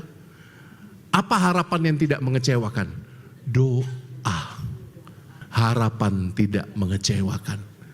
Emang harapannya kepada siapa? Hah? Kepada Tuhan. Itu sebabnya Romo tidak pernah menolak orang yang minta berkat. Kalau orang minta foto sama Romo, tak tolak. Moh. Tapi kalau dia sudah mengangkat jumbai rambutnya, minta berkat pastor, pasti Romo akan berkati. Apalagi kalau sudah kena api Roh Kudus. Kalau sudah kena api Roh Kudus kan jidatnya dari belakang. Jadi lihat ya, lihat. Anda boleh minta doa. Anda boleh minta berkat. Anda tidak sendirian. Kepada siapa Anda minta doa, minta berkat? Kepada? Melalui? Ya bukan hanya Romo. Melalui teman-teman satu komunitas. Melalui anggota satu keluarga. Anakmu pernah minta doa kamu enggak? Kalau tidak, ada yang salah dengan Anda. Pernah nggak minta doa? Ma, doakan saya. Pa, doakan saya. Pernah nggak? Pernah? Pernah? Pa, saya baru beli nomor togel, Pa. Minta doa. Enggak, serius. Anakmu pernah minta doa padamu? Sering? Berat sekali beban hidup anak-anak. Enggak. Anak yang baik itu harus biasa mendapatkan doa dan berkat dari orang tua. Karena hanya itu yang menguatkan anak-anak Anda dalam pencobaan hidupnya. Kasian loh, berat loh anak zaman sekarang loh. Anda aja nggak tahu loh. Apalagi yang rambutnya udah banyak uban. Gen Z itu paling susah loh sekarang. Dari semua generasi-generasi sebelumnya. Cari kerjaan sekarang amit-amit jabang bayi loh. Karena semua sudah bisa diganti dengan akal imitasi alias AI.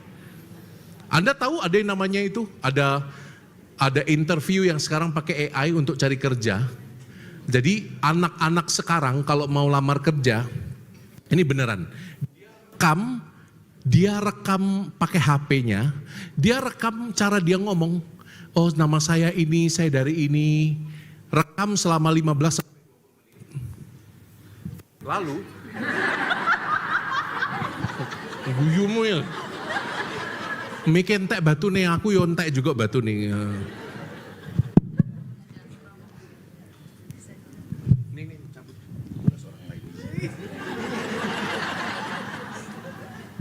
Jadi anak-anak sekarang itu kalau mau lamar pekerjaan, Anda tahu caranya ya, disuruh ngerekam pakai video, nanti videonya diupload. Lalu dianalisa pakai AI, tahu? Lalu kepribadian anak Anda itu langsung dibaca oleh AI. Oh, ini pembohongnya 25%. Ini manipulatifnya 10%. Oh, ini kepercayaan dirinya hanya 20%. Langsung kebaca semua datanya. Gila ya. Itu sebabnya cari kerjaan sekarang susah. Maka dari itu Anda harus banyak-banyak memberkati anak-anak Anda loh. Apalagi nanti ke depan pekerjaan-pekerjaan akan diganti dengan robot, dengan kecerdasan buatan. Kalau Anda zaman dulu, wah, lagunya tongkat kutusuk jadi tanaman ya, apa sih? Apa lagunya Kus Plus itu apa? Bukan lautan.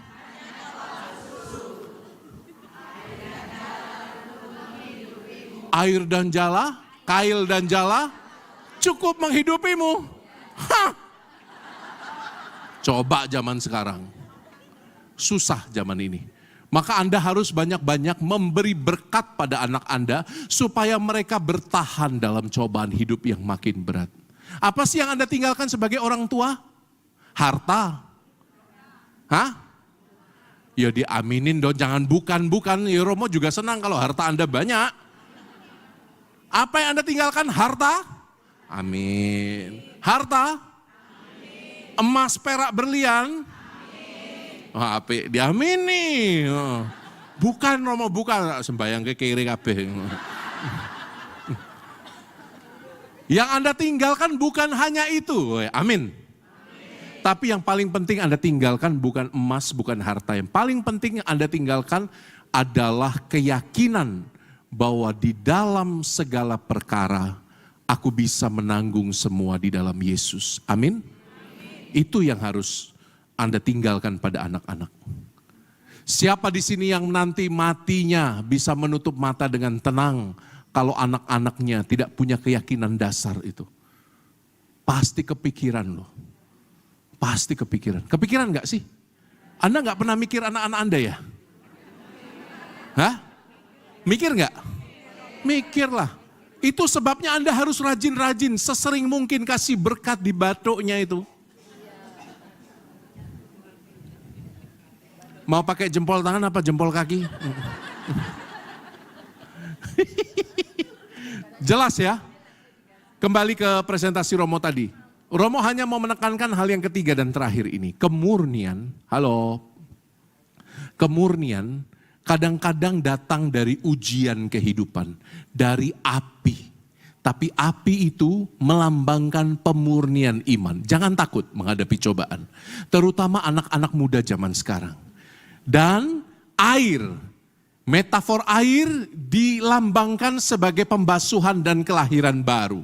Baptisan itu apa artinya? Kita lahir baru dalam Kristus. Maka setiap orang yang menerima baptisan harus sadar bahwa Anda juga dipanggil untuk seperti Yesus dimurnikan setiap saat. Dan kita baca dari ini, kutipan kitab sucinya dari Yeskiel bab 36 ayat 25, 1, 2, 3. Aku dan kamu akan tahir. Maka minta air itu. Yesus mengatakan apa? Akulah air hidup. Barang siapa minum daripadaku, dia tidak akan lagi haus selama-lamanya. Kapan air hidup itu diberikan? Di Yohanes bab 19 ayat 34, saat lambung Yesus ditikam oleh serdadu, segera mengalirlah apa dan apa? Air dan darah. Minumlah daripadaku. Lambang apa itu? Sakramen-sakramen gereja. Air itu melambangkan sakramen baptis, dan darah melambangkan intisari dari semua sakramen yang lain. Indah sekali loh ini. Siapa yang baru tahu ini? Siapa yang baru tahu? Oh, udah tahu semua ya? Ya apik lah, apik. Anda dekat dengan surga. Artinya apa? Kalau undangan Tuhan untuk disegarkan oleh air itu, maka Anda itu baru bisa kuat dalam proses pemurnian kalau Anda menerima sakramen-sakramen gereja. Sakramen gereja ada berapa? 8.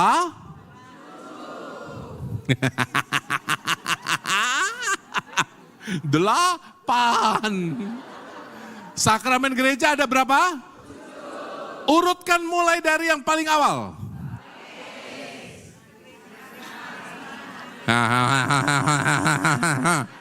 Baptis. Setelah baptis, kok ekaristi loh, baptis. Gede dikit Anda mengenal dosa. Apa? Tobat. Setelah menerima tobat, boleh menerima ekaristi, komuni. Lalu apa lagi? Setelah itu usia akil balik. Usia akil balik, apa yang terjadi pada saat akil balik? Apa yang terjadi? Krisma. Saat manusia itu akil balik, apa yang terjadi? Kok krisma sih? Saat dia akil balik, apa yang terjadi? Puber, kok krisma? Dia tubuhnya menjadi dewasa, rohnya juga diharapkan dewasa. Maka diberi sakramen diberi minyak krisma, lalu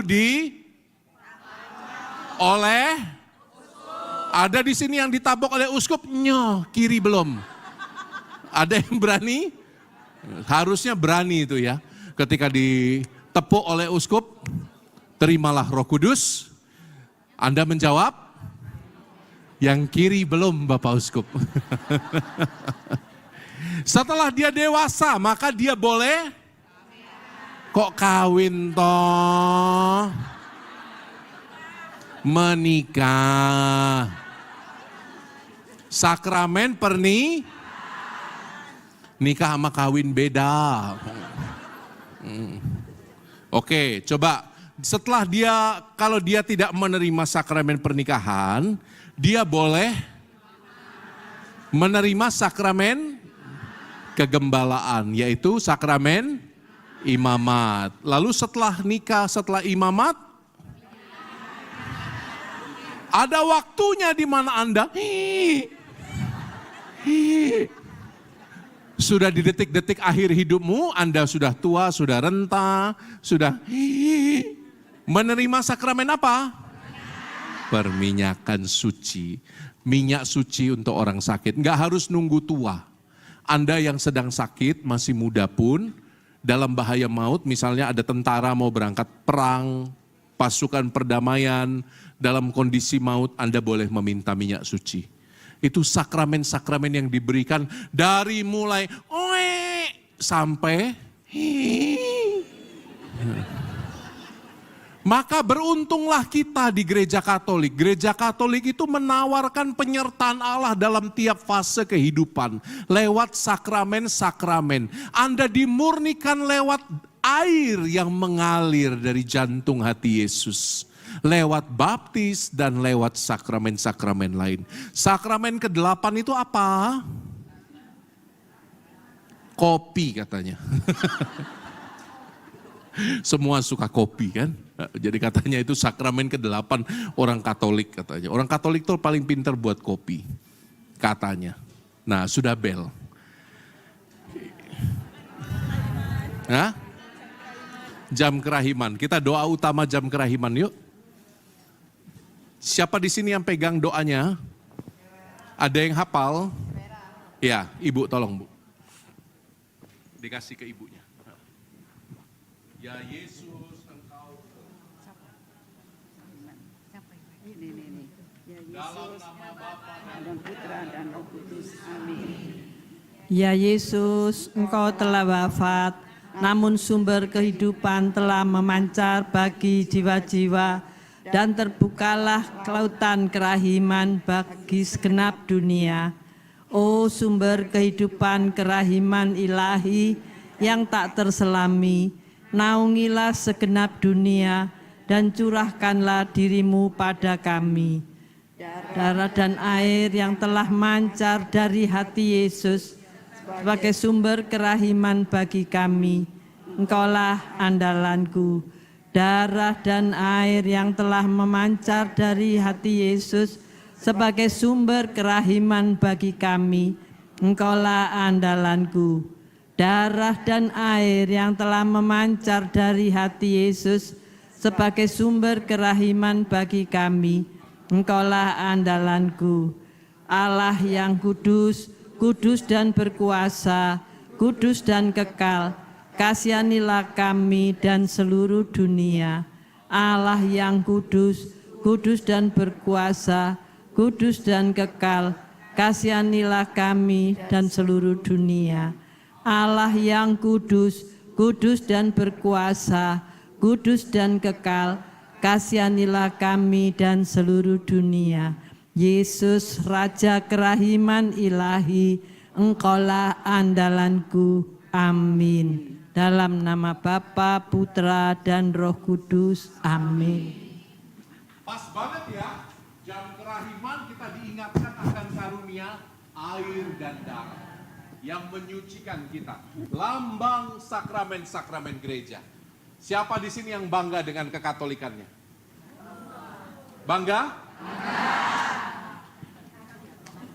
Bangga betul? Sungguh? Nggak mau ke tetangga sebelah? Hah? Musiknya lebih jos loh.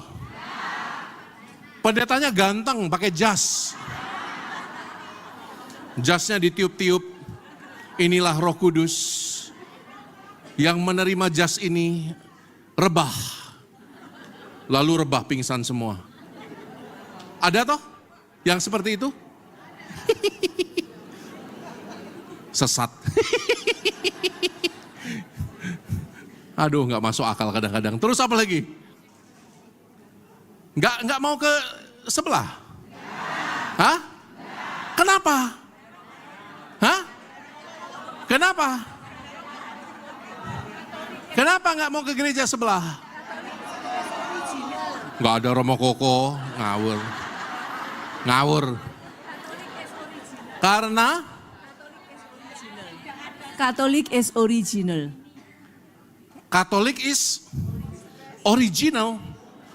Kok kayak KFC loh? Original.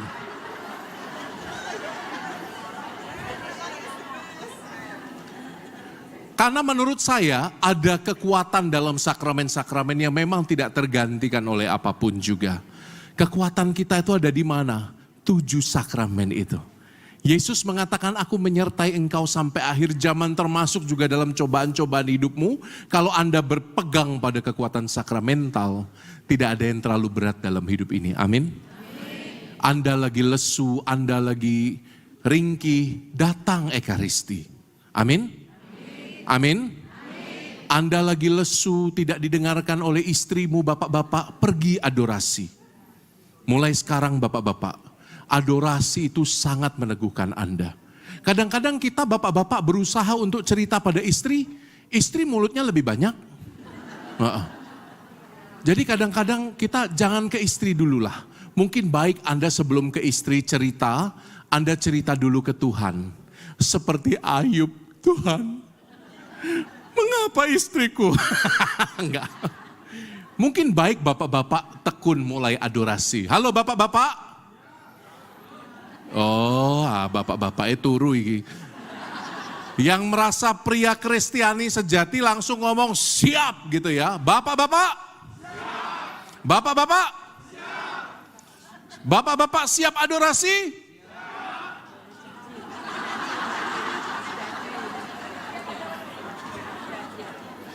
Bapak-bapak siap rajin ekaristi? Kok turun? Siap.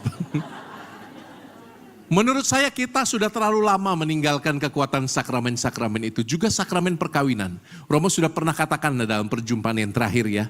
Sakramen perkawinan Anda antara suami dan istri menyembuhkan banyak hal. Asal Anda tahu doanya gimana. Kalau anak Anda sedang sakit, urapi dia sebelum ke dokter.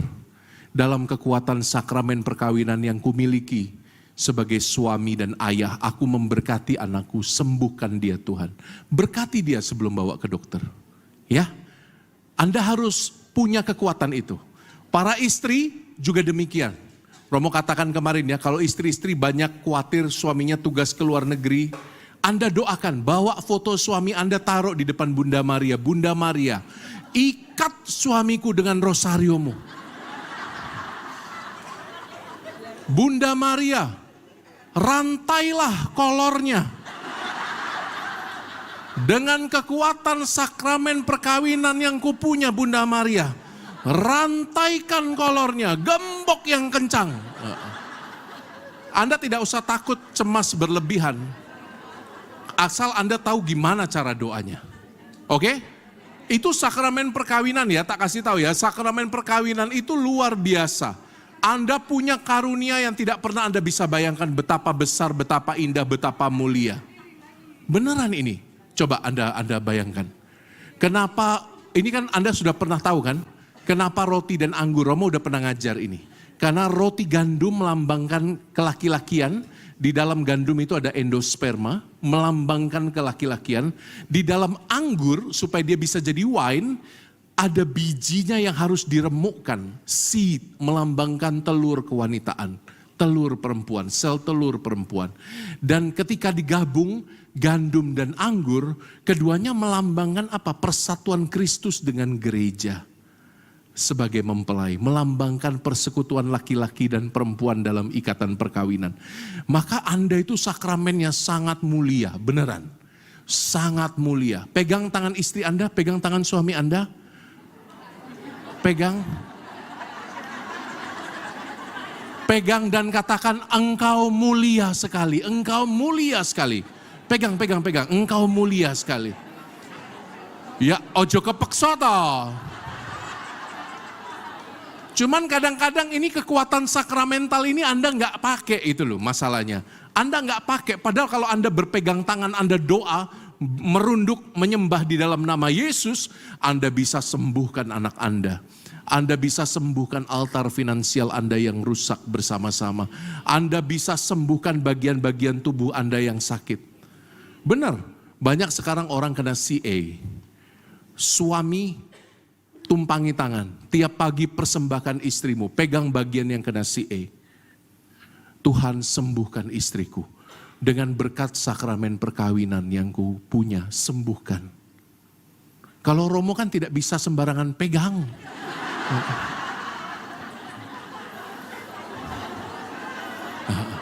Kalau suami boleh mendoakan, tumpangi tangan. Dengan kekuatan sakramen, ini bukan buat lucu-lucuan, dengar. Ini beneran, Anda para suami punya kuasa luar biasa. Doakan istri Anda tiap hari. Tuhan, tutup bungkus dia, juga mulutnya. Tuhan, enggak. Bagian yang sakit itu loh, Anda pegang. Kepalanya, siapa di sini ibu-ibu yang sering sakit kepala? Biasanya begitu, karena ketidakseimbangan hormon itu. Siapa yang sering sakit kepala? Ada? Minta suamimu tumpangi tangan di kepala, doakan. Hah? Suaminya sudah meninggal.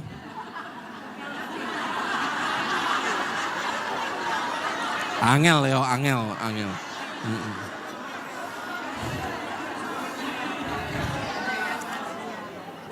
Lewat Romo boleh.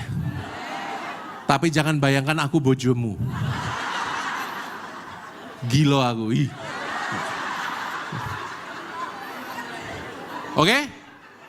Itu aja. Maka yang terakhir, api sudah Romo jelaskan, air sudah Romo jelaskan. Semua ujungnya adalah lambang pemurnian. Jangan takut pada cobaanmu.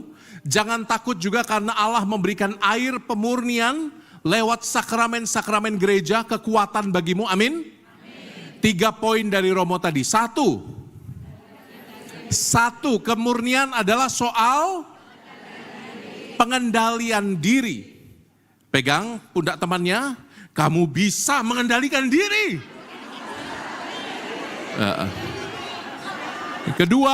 Poin kedua pengajarannya, Anda bisa mengendalikan diri kalau Anda mampu melihat Allah bekerja dalam segala. Pilih gandum, jangan lihat ilalangnya, lihat gandumnya. Maka matamu itu dicelekkan hanya melihat yang indah. Coba lihat kanan kiri, matamu apik. Matamu apik.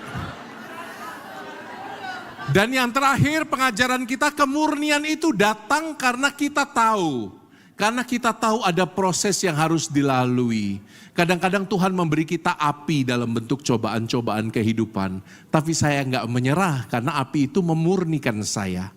Memurnikan imanku dalam doa yang terus-menerus. Engkau dibenarkan karena doamu. Amin. Engkau dibenarkan karena doamu. Maka mengeluhlah di dalam doa. Dan terimalah dengan setia 7 sakramen gereja. Metafor air itu adalah metafor sakramen-sakramen gereja. Maka setialah, niscaya Anda akan murni dan yang murni hatinya melihat Allah. Tuhan Yesus sayang padamu.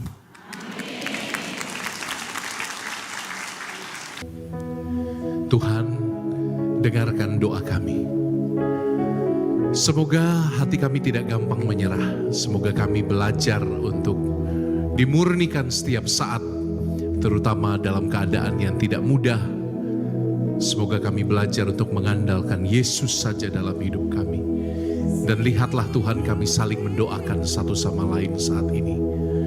Berkati anak-anak-Mu, semoga kami nanti kembali dengan semangat yang segar dan baru untuk mengusahakan kehidupan yang lebih indah, lebih mendalam. Kami ingin berkati sahabat kami. Kami ingin berkati keluarga kami. Saya undang Anda untuk memberi tanda salib di kening sahabat Anda, kanan kiri Anda, saling memberi berkat. Tuhan Yesus memberkati. Tuhan Yesus memberkati, indah sekali. Sampai jumpa di lain kesempatan. Tuhan memberkati Anda semua.